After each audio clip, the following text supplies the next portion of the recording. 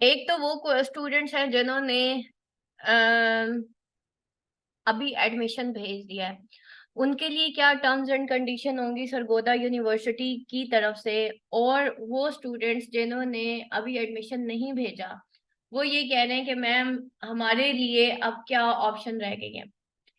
तो देखें, सरगोदा यूनिवर्सिटी जो terms and condition first annual पे अप्लाई करती है ना, वही terms and condition second annual पे वो अप्लाई करती है। फर्स्ट एनुअल के ऊपर यूनिवर्सिटी और सरगोदा ने जो कंडीशन अप्लाई की है, उसके अकॉर्डिंग हर वो स्टूडेंट जिसका जून 31 जून 2022 से पहले बीए हो चुका है, ठीक है, वो स्टूडेंट अप्लाई कर सकता है। उसके अलावा कोई भी अप्लाई नहीं कर सकता। यानी कि जिन बच्चों ने, जिन स्टूडेंट्स ने 2023 में या जून 31 2022 के बाद बीए किया है, चाहे वो किसी भी यूनिवर्सिटी से किया है, वो अप्लाई नहीं कर सकते।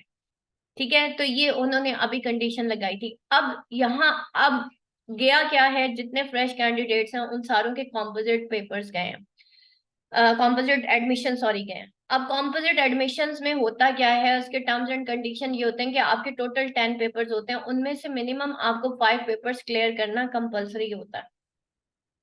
5 पेपर आपने हाल हाल में पास करने हैं। लेकिन एक दूसरी तरफ स्टूडेंट्स के लिए ये भी प्रॉब्लम आ रही है कि मैम दिसंबर में अगर एग्जाम्स हो गए तो फिर हम क्या करेंगे। ऑब्वियसली अगर किसी ने बिल्कुल भी किताबों को हाथ नहीं लगाया तो उनके लिए ये बहुत बड़ा एक चैलेंज होगा। लेकिन पढ़ने वाले बच्चे पढ़ लेते हैं। ठीक है, जो पढ़ने वाले बच्चे होते हैं, जो पढ़ने वाले स्टूडेंट होते हैं, वो पढ़ते हैं और वो पेपर भी देते हैं, सारा कुछ करते हैं। एक तो वो दो तरह के स्टूडेंट है जिन्होंने कभी किताबें देखी नहीं है, क्लासिकल पोइट्री ड्रामा और नॉवल की। ठीक है, यानी कि उनको सिलेबस का बिल्कुल पता नहीं था और उन्होंने अभी किताबें खरीदी, ऑब्वियसली उनके लिए मुश्किल होगा। तो सरगोदा यूनिवर्सिटी आपको नेक्स्ट 3 चांसेस देगी। कोशिश करें, अगर अभी आप अच्छे से प्रिपेयर जितना मैक्सिमम कर सकते हैं आप कर लें। कुछ ना हुआ, आपकी तैयारी तो हो जाएगी ना।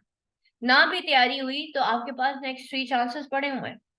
उसके बाद आ जाते हैं वो स्टूडेंट जिन्होंने अभी तक एडमिशन भेजा ही नहीं है, जो बिल्कुल न्यू कमर्स हैं कि मैम हम क्या करें। तो उनके लिए सरगोदा यूनिवर्सिटी दोबारा से 8 मंथ्स बाद फिर एडमिशन, 6 मंथ्स बाद फिर एडमिशन ओपन होंगे, जो कि सेकेंड एनुअल के होंगे, सेकेंड एनुअल 2023। ठीक है, तो उसमें फिर आप लोग ना बहुत अच्छे से 10 पेपर्स की तैयारी करें और 10 के 10 पेपर दें। ठीक है, तब भी कॉम्पोजिट ही एडमिशन जाएगा आपने, और इसी टर्म एंड कंडीशन पे जाएगा। आप 10 के 10 पेपर्स की तैयारी करें और आप पेपर दे दीजिएगा। तीसरी ऑप्शन क्या है, तीसरी ऑप्शन ये है कि देखें, कोर्ट में केस अभी एमए एमएससी का चल रहा है। ठीक है, पहली हियरिंग हो चुकी है, एचईसी को नोटिफिकेशन जा चुकी है। इन केस अभी नेक्स्ट हियरिंग तक अगर इंशाल्लाह इंशाल्लाह होपफुली स्टूडेंट के हक में ही फैसला आना है, तो अब बात ये है कि जैसे ही मतलब अगर ये पंजाब यूनिवर्सिटी ओपन कर देती है एडमिशन्स, तो वो स्टूडेंट जो कह रहे हैं कि मैम हमने सिर्फ पंजाब से ही पेपर देने हैं, तो कम से कम आप लोग तैयारी कर लें। हो सकता है अगर आप लोगों को छूट मिल भी गई कि जी ठीक है, तो हो सकता है वो आपको अदालत ये कह दे कि सिर्फ नेक्स्ट 2 इयर्स तक आप मास्टर्स 2 इयर्स कंटिन्यू कर सकते हो, उसके बाद नहीं कर सकते, या सिर्फ ये साल आखिरी साल है अदालत की तरफ से।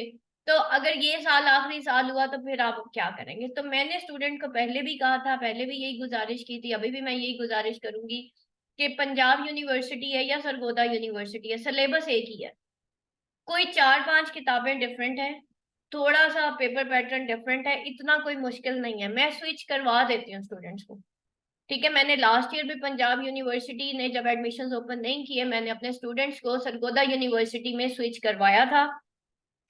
उसके अकॉर्डिंग उन्होंने पेपर दिए और उन्होंने क्लियर भी किए।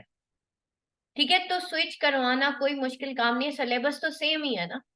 तो आप लोग एटलीस्ट तैयारी कर लें।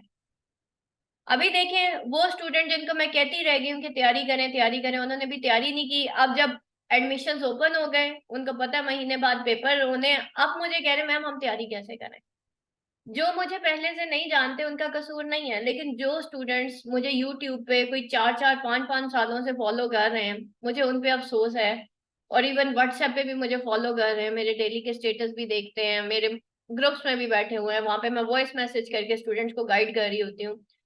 तो देखें, where there is a will there is a way. जब आपने एक इरादा कर लिया फिर उसके ऊपर आप पूरे उतरे। ये डावाडोल वाली सिचुएशन जो है ना, इससे आप लोग निकले। तो अभी हमने क्या करना है, हमारे पास अगर 6 मंथ्स भी हैं, फॉर एग्जाम्पल नेक्स्ट 6 मंथ्स, तब भी हमारे पास वक्त कम है। 10 किताबों के लिए हमारे पास, 10 सब्जेक्ट्स के लिए, 10 सब्जेक्ट्स के लिए टाइम बहुत शॉर्ट है। आपका एक पेपर 4 बुक्स, 1 पेपर 4 बुक्स। अगर हम इसके अमेरिकन लिटरेचर में आपको 5, कम से कम 5 बुक्स करनी पड़ती हैं। ठीक है, तो अगर हम इसको करें कि 4 3 are 12, 4 4 are 16, और 16 + 4 + 1 5। ठीक है, आपकी राउंड अबाउट 22 to 24 बुक्स हैं जो आपने 6 महीने में कवर करनी है। 6 को जरा आप डिवाइड तो करें। ठीक है, आप जरा 24 को डिवाइड करें 6 पे। तो 6 2 are 12, 6 3 are 18, 6 4 are 24। यानी कि एक महीने में आपको कम से कम 4 किताबें खत्म करनी है। 1 वीक 1 बुक के ऊपर अगर हम चलेंगे तो सिर्फ आपके पार्ट 1 की तैयारी होगी, और 1 वीक 2 बुक्स पे चलेंगे तो आपके कॉम्पोजिट की तैयारी होगी। इस वक्त जो है, जब भी मेरे पास कॉम्पोजिट का स्टूडेंट आते हैं मेरे पास, तो उनको मैं क्या करती हूँ कि पहले पार्ट 1 में ना मैं उनको कहती हूँ कि बेटा डेली की असाइनमेंट्स करें। जब उनकी राइटिंग पावर जो है वो ज्यादा हो जाती है, क्योंकि हमारी एकेडमी में डेली का होमवर्क दिया जाता है स्टूडेंट्स को। अब स्टूडेंट्स को बार बार रिमाइंड करवाया जाता है कि जी आप जो भी असाइनमेंट करें उसको याद करें और उसको लिखें, अपने अल्फाज में लिखें, पॉइंट्स बनाएं और लिखें। अगर स्टूडेंट नहीं करता तो ये उसकी गलती है कि वो चेक क्यों नहीं करवा रहा। टेस्ट आपको शेयर होते हैं, जैसे इस दफा भी सैटरडे को टेस्ट था, स्टूडेंट ने नहीं सबमिट करवाया, स्टूडेंट की गलती है, क्योंकि छोटे बच्चे नहीं हैं कि आपको मैं बार बार कहूंगी कि हाँ जी जी आप पेपर नहीं दे रहे, आप टेस्ट नहीं दे रहे। अगर आप टेस्ट देते हो, टेस्ट प्रिपेयर करते हो, every Saturday is your test day, every Friday is your past paper discussion day. बाकी जो बीच में जो 5 दिन होते हैं वो आपके प्रैक्टिस डे होते हैं हमारी एकेडमी के अंदर।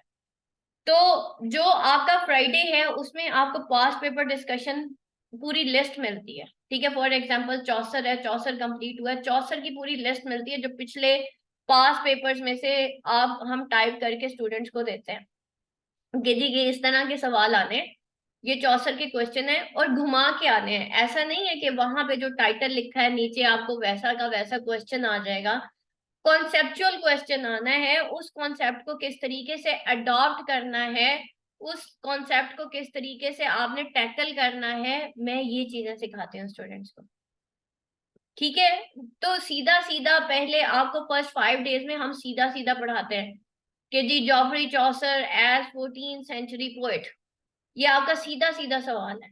लेकिन अगर यहाँ पे आपको कोई कॉन्सेप्ट आ गया तो फिर आप क्या करेंगे। अब ये सारे कॉन्सेप्ट्स जो है हम फ्राइडे को जो आपकी पास पेपर डिस्कशन होती है हम उसमें वहां पे डिस्कस करते हैं, और सैटरडे को आप लोगों का टेस्ट होता है। अगर देखें, एकेडमी में आप लोगों ने मुझे क्यों ज्वाइन किया, पढ़ने के लिए किया, एक रूटीन बनाने के लिए किया। अगर आप एकेडमी को ज्वाइन करने के बावजूद अगर रूटीन नहीं बनाते तो फिर कोई फायदा नहीं है। आपने जब इरादा कर लिया कि भाई मैंने पढ़ना है तो पढ़ना है। ठीक है, हमारी एकेडमी के अंदर वो स्टूडेंट्स अलाउड नहीं है जो एन पेपर से एक दिन पहले गए मैम मेरी तबीयत खराब हो गई थी और मैंने पेपर नहीं दिया। ठीक है, या मेरा कोई प्रॉब्लम हो गया तो मैंने पेपर नहीं दिया। मैं कहती हूँ आपको कुछ नहीं आता ना, जाके एग्जामिनेशन हॉल में बैठ जाए, कुछ तो करके आएंगे ना। और कुछ नहीं है कि एग्जामिनेशन फोबिया वही रिमूव हो जाएगा। लेकिन ये नहीं करना कि मेरी तैयारी नहीं थी, तैयारी होती है, थोड़ा बहुत स्टूडेंट को आता है। ठीक है, जिसने पढ़ा होता है उसको आता है, तो आप लोगों ने करना जरूर है। अब यहाँ तक, अब अगर किसी का कोई क्वेश्चन है तो आप मेरे से पूछ लें, एनी क्वेश्चन क्लास।